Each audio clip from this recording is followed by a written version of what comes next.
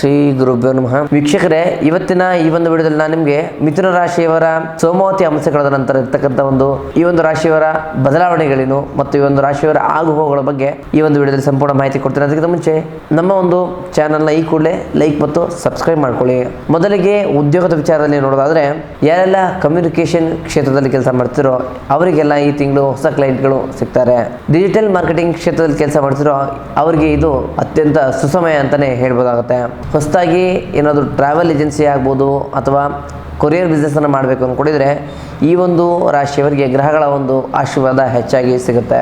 ಇನ್ನು ವ್ಯವಹಾರದ ಬಗ್ಗೆ ನೋಡೋದಾದರೆ, ವಿಶೇಷವಾಗಿ ಕನ್ಸಲ್ಟೆನ್ಸಿ, ಬುಕ್ ಸ್ಟಾಲ್ ಮತ್ತು ಎಲೆಕ್ಟ್ರಾನಿಕ್ ವ್ಯವಹಾರವನ್ನು ಮಾಡೋದಾದರೆ ಈ ಒಂದು ಅಮಾವಾಸ್ಯೆ ನಂತರ ಭರ್ಜರಿ ಲಾಭವನ್ನು ನೀವು ಕಾಣಬಹುದಾಗುತ್ತೆ.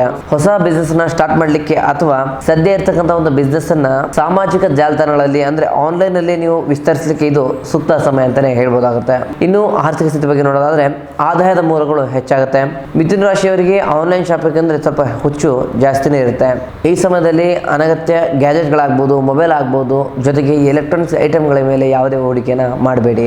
ಇನ್ನು ಕುಟುಂಬದಲ್ಲಿ ನಿಮ್ಮ ಸಹೋದರ ಮತ್ತು ಸಹೋದರಿ ನಡುವೆ ಸಣ್ಣ ಪುಟ್ಟ ಜಗಳಗಳು, ಮನಸ್ತಾಪಗಳು ಆಗುವಂಥ ಸಂಭವ ಹೆಚ್ಚಾಗಿದೆ. ಹಾಗಾಗಿ ನಿಮ್ಮ ಮಾತಿನ ಮೇಲೆ ಸ್ವಲ್ಪ ನಿಗಾ ಇರಲಿ. ಇನ್ನು ಪ್ರೀತಿ ಪ್ರೇಮ ವಿಚಾರದಲ್ಲಿ ನೋಡೋದಾದ್ರೆ, ಇವತ್ತಿನಂಥ ಪ್ರೀತಿ ನಾಳೆ ಇರೋದಿಲ್ಲ. ಪ್ರೀತಿಯಲ್ಲಿ ಸಣ್ಣ ಪುಟ್ಟ ವೈಮನಸ್ಸು, ಸಣ್ಣ ಪುಟ್ಟ ಸಮಸ್ಯೆಗಳು ಬರ್ತಾ ಇರುತ್ತೆ.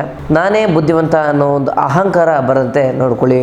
ಇನ್ನು ಆರೋಗ್ಯ ವಿಚಾರದಲ್ಲಿ ನೋಡೋದಾದ್ರೆ, ಮಿಥುನ ರಾಶಿಯವರಿಗೆ ಅತಿಯಾದ ಆಲೋಚನೆಗಳಿಂದ ನಿದ್ದೆ ಬರದಿರುವಂಥದ್ದು, ಆದಷ್ಟು ಮೊಬೈಲನ್ನು ನೋಡೋದು ಅವಾಯ್ಡ್ ಮಾಡಬೇಕಾಗತ್ತೆ ಮತ್ತು ಪ್ರಾಣಾಯಾಮವನ್ನು ಅಭ್ಯಾಸ ಮಾಡ್ಕೋಬೇಕಾಗತ್ತೆ. ಈ ಸೋಮಾವತಿ ಅಮಾವಾಸ್ಯೆ ಕಳೆದ ನಂತರ ನಾನು ಹೇಳುವಂಥ ತಂತ್ರವನ್ನು ನೀವು ಮಾಡಬೇಕಾಗತ್ತೆ. ಬುಧನ ಪ್ರಸನ್ನತೆಗಾಗಿ ಪ್ರತಿ ಬುಧವಾರ ಗಣೇಶನಿಗೆ 21 ಗರಿಕೆಯನ್ನು ಅರ್ಪಿಸಬೇಕಾಗತ್ತೆ. ಸಂಕಟನಾಶ ಗಣೇಶನ ಸ್ತೋತ್ರವನ್ನು ಪಠನೆ ಮಾಡ್ಕೊಂಡ್ಬರ್ಬೇಕಾಗತ್ತೆ. ನಿಮ್ಮ ಕೈಲಾದಷ್ಟು ಹಸಿರು ಬಟ್ಟೆ ಮತ್ತು ಹಸಿರು ತರಕಾರಿಗಳನ್ನ ಬಡವರಿಗೆ, ನಿರ್ಗತಿಕರಿಗೆ ದಾನವಾಗಿ ಕೊಡಬೇಕಾಗತ್ತೆ. ಒಟ್ಟಾರೆಯಾಗಿ ಮಿಥುನ ರಾಶಿಯವರಿಗೆ ಹೇಳೋದಾದ್ರೆ, ಗೊಂದಲ ಬಿಟ್ಟು ಗುರಿಯ ಕಡೆ ಗಮನ ಕೊಡಬೇಕಾಗುತ್ತೆ. ನಿಮ್ಮ ಬುದ್ಧಿವಂತಿಕೆ ನಿಮ್ಮ ಗೆಲುವಿನ ದಾರಿ. ಒಟ್ಟಾರೆಯಾಗಿ ಇದಾಗಿತ್ತು ಮಿಥುನ ರಾಶಿಯವರ ಸೋಮಾವತಿ ಅಮಾವಾಸ್ಯೆ ಕಳೆದ ನಂತರ ಸಂಪೂರ್ಣ ಭವಿಷ್ಯ.